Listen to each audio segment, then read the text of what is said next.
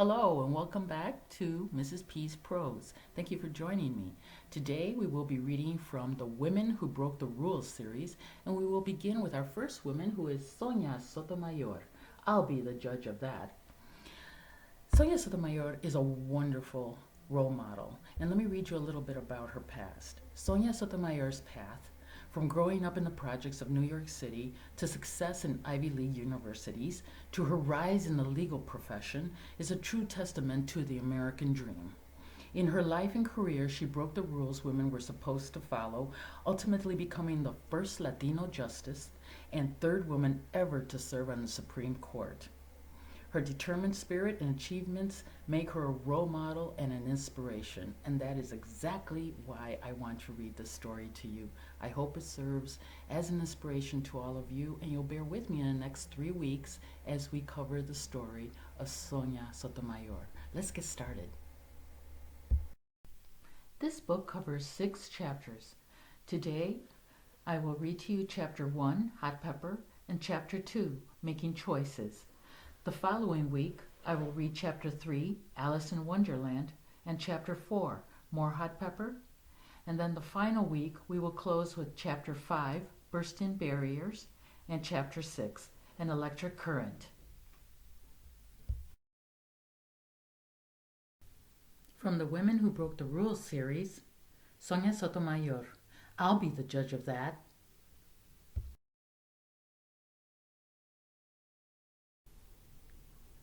Written by Kathleen Kroll, illustrated by Angela Dominguez.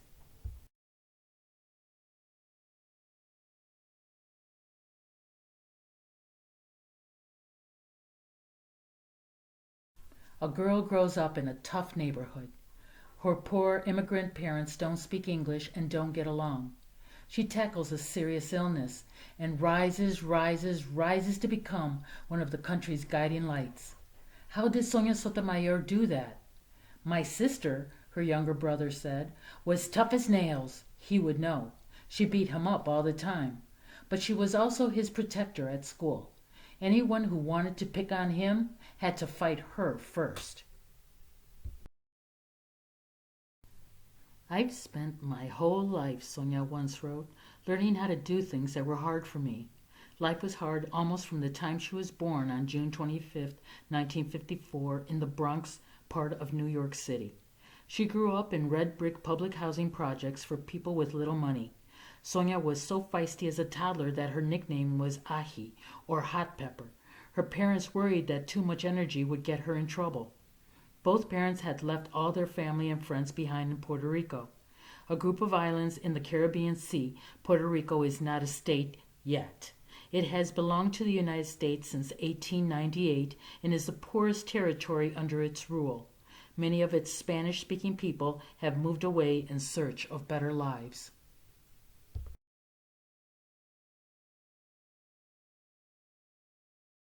Sonia's mother worked as a nurse.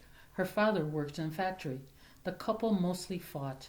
Angry about her husband's alcoholism, Sonia's mother worked longer and longer hours away from home. Sonia's safety zone was her grandmother's apartment. It smelled like the garlic and onions that went into sofrito, the spicy Puerto Rican sauce.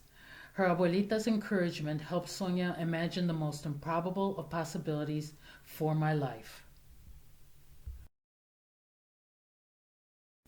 Sonia faced her hardest challenge at age 7. One day she fainted in church. She was hospitalized and underwent horribly painful tests. The diagnosis, alas, was diabetes. The doctor explained that her body wasn't producing enough of a chemical called insulin. Every day, to stay alive, she would have to have insulin injections. But Sonia's father's hands trembled, and her mother was seldom home, so she learned how to give herself the shots. She practiced injecting an orange at first. Soon she was a pro, relieved that she didn't have to bother her parents. The last thing I wanted was for them to fight about me, she said later. Diabetes sometimes cuts lives short. Sonia had a feeling that she had no time to waste. Even at an early age, she wanted goals. Her father died when she was 9. Her mother worked longer hours than ever to support herself and her 2 young children. The children's education became her mother's obsession. She made a point of speaking only English with them at home. and at great sacrifice, she bought them every single volume of the Encyclopedia Britannica. With its detailed pictures and information, it expanded Sonia's horizons.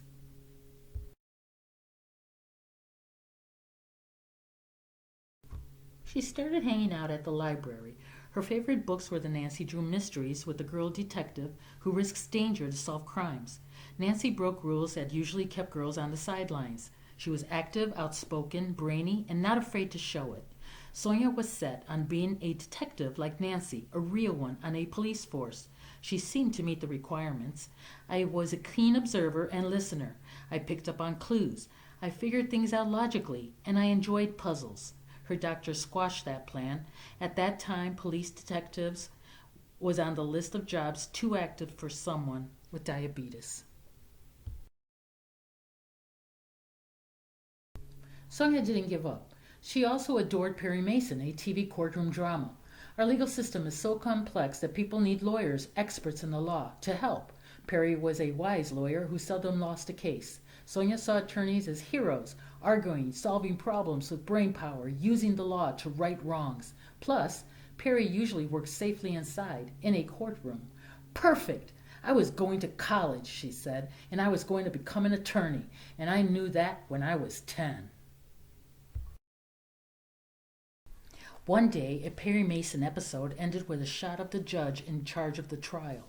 I realized that the judge was the most important player in the room, she said. He, it was always a man, was the boss of everyone, even the lawyers. How does a person even become a judge? Sonia had no idea, but it was probably going to involve breaking some rules.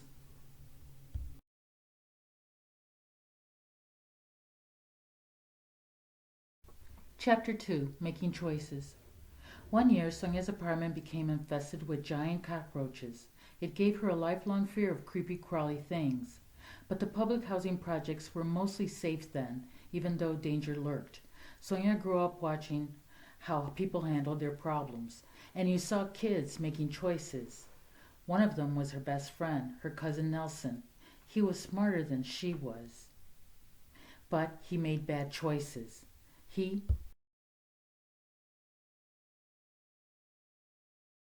became addicted to drugs and died before he was 30.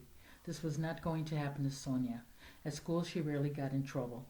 She had too much respect for the Catholic nuns and their strict rules. Actually, it was more like fear. Her fifth-grade teacher sparked her. She put up gold stars whenever a student excelled. Sonia set out to get the most stars, even though she wasn't the best student. But in an unusual move, she asked a girl named Donna, the smartest kid in her class, for tips on how to study.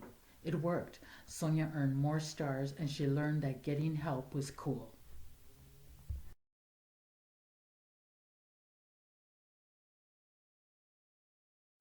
Like other kids, she loved the Beatles. Her favorite was Ringo. She laughed at the Three Stooges on TV. She was a die-hard fan of the New York Yankees. But she also thought ahead. Realizing that being a lawyer meant speaking in front of others, she started reading the Bible to others at her church, something girls were newly allowed to do. At 13, her hero was Robert F. Kennedy, an idealistic lawyer running for president in 1968. She was so unlike other girls that her 8th-grade teacher was baffled. The girl's ambitions, odd as they seem, the nun wrote in Sonia's yearbook, are to become an attorney and someday marry. Hopefully she wishes to be successful in both fields. Once in high school, Sonia didn't do well at first, but she worked extra hard, again asked for help, and was soon on her way. Her social life included a boyfriend named Kevin. He brought her a white rose every day at school until he finally confessed he'd been clipping them from her uncle's rose bushes. She wasn't active in the school's small Latino club. She and her Latino friends weren't embarrassed by their heritage, but they didn't go out of their way to celebrate it either. Images of Puerto Ricans at the time were often negative.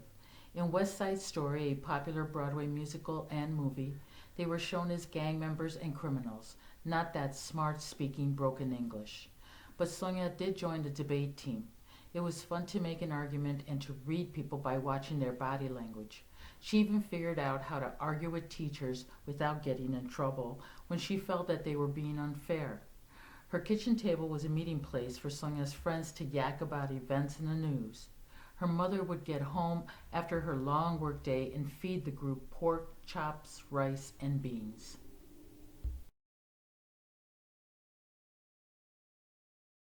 To no one's surprise, Sonia graduated at the top of her class. What now? One of her best friends, a Chinese American boy a year older, told her to follow him to an Ivy League college.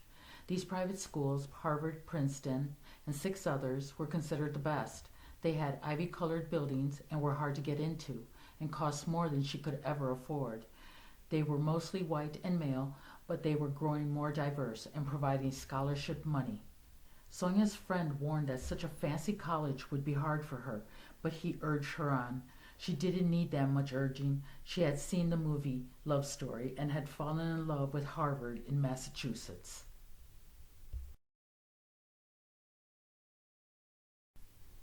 Reality was different. After taking the train to Harvard, she was so nervous that she fled during her appointment, even though the school had already admitted her. Harvard took that as a no.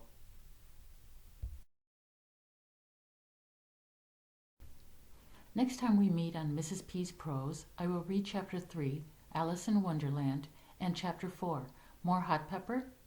Thank you for joining me, and please don't forget to subscribe, and we'll see you next time on Mrs. P's Prose.